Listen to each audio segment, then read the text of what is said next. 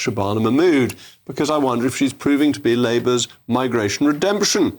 The Home Secretary has imposed an emergency break on student visas from 4 countries after a surge in migrants using study routes to claim asylum. 74% of Afghan student visa holders later claimed asylum. Nearly 40% of all asylum claims last year came from people who originally entered legally on visas.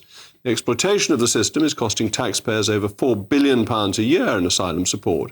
So is the start of Labour taking the migration crisis seriously, or is it too little too late? I'm joined by my panel, Reform's Zia Yusuf and Labour's Kevin Craig. Zia, let me come to you first. This is pretty good, isn't it, that what Shabana Mahmood is saying is the sort of things that, frankly, the Tories should have been doing when we were in office? What Labour is doing and what Shabana Mahmood is doing is taking the British people for mugs. So let's be clear that the student visa programme in this country is a scam on the British people, has been a scam for an insane amount of time, frankly, including under the Tories. And what she's announced is that she's going to be stopping people from 4 countries from doing. Those 4 countries make up 3,000 student visa applications last year. Do you know what the total number of student visas granted was last year? 400,000. So those 4 countries were 3,000. 3 times more from Bangladesh, that's not on the list. 10 times more from Pakistan, not on the list. 10 times more from Nigeria, not on the list. I mean, I could go on. So once again, what we're seeing now is in some ways it's worse than not doing anything about the problem. It's pretending you're doing something about the problem, assuming the British public are too ill-educated and just not paying attention. Well, I'm afraid they are paying attention because they're seeing this impact their day-to-day lives. And so I'm afraid what Shabana Mahmood is doing is going to have absolutely no impact whatsoever. Hello, I'm Bev Turner. Now, it can feel like the money in our bank accounts at the moment does not keep up with the cost of living. And maybe there's a solution. I'm here today with the CEO of TallyMoney, Cameron Parry. Cameron, what is TallyMoney? Well, Bev, with TallyMoney, you get a current account and a debit card, but instead of pounds, you use milligrams of gold as your everyday money. So why gold? Gold traditionally is a great store of value. It has, on average, gone up at over 11% per annum for the last 25 years against the pound. It's tripled in value in the last decade. And in the last 2 years alone, it's increased by 50% against the pound. Banks' savings products just can't compete with that level of growth. But this isn't just about gold. This is about a currency that you guys have created at TallyMoney. Explain it to me as though I'm an idiot. So, look, people need to be able to hold their earnings and build their savings in a money that retains its value and remains in their legal control and remains theirs to access, away from government control. Great. You had me at not exposed to government control. You should feel safe and happy with your money. You should have peace of mind. The more money you see in your bank balance, and that's the type of thing we're trying to deliver, and give people choice in the type of money they get to use every day. Brilliant. Thank you so much, Cameron. Thank you.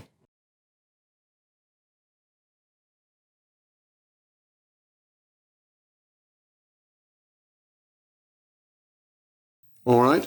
The good news is, Kevin, our special guest, Donald Trump's pulled out of discussing this. Has he?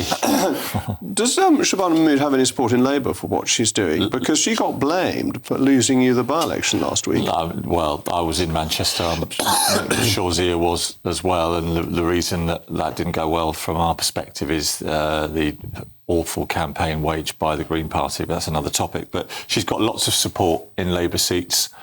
For this, we recognise that this is a Labour seats north of Watford, not much. No, she does. There's lots of MPs in the east of England, London, South East, who know that we have to. It's a priority for the British people. It wasn't one of the missions, but it's a top 6 issue, and it's not. It's within Labour values to want to tackle this, and I'm really pleased. And she has, just to respond to something Zia said, she has said very clearly, one of her advisors in the Times today, that we will not hesitate to extend the measure to other countries if similar trends are identified.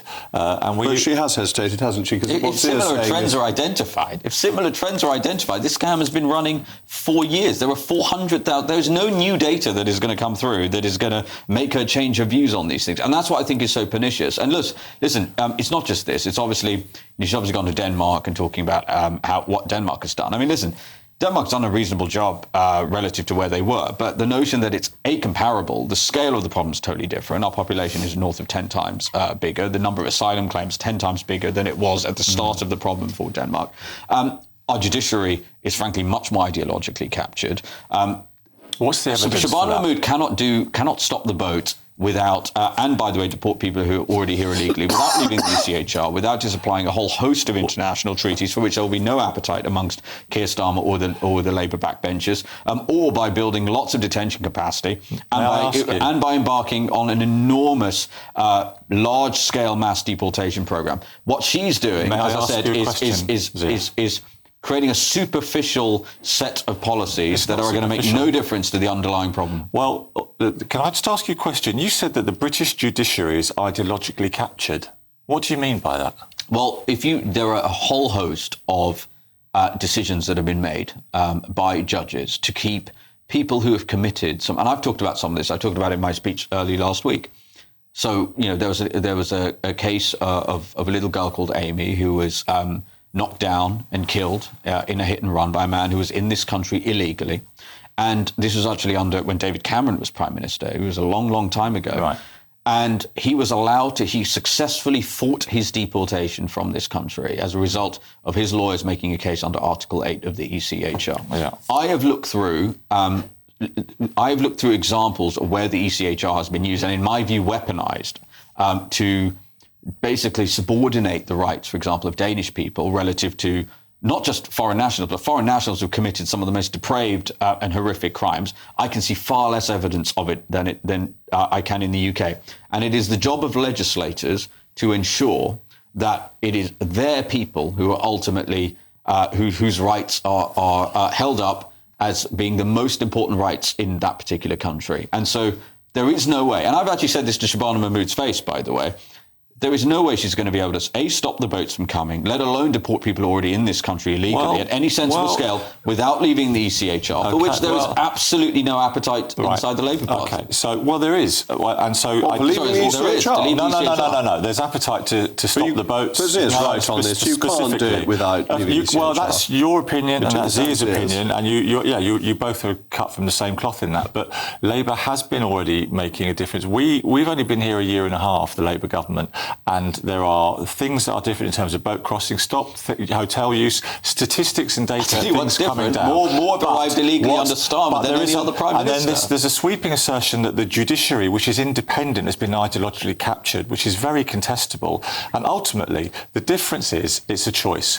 Do you want to choose Reform, who want to, as part of their policy, kick out parents of people here on indefinite leave to remain? Now, there are people who have been here a long time working in public services, and it looks like your policy is to kick them out. Some of them have British children who were born here.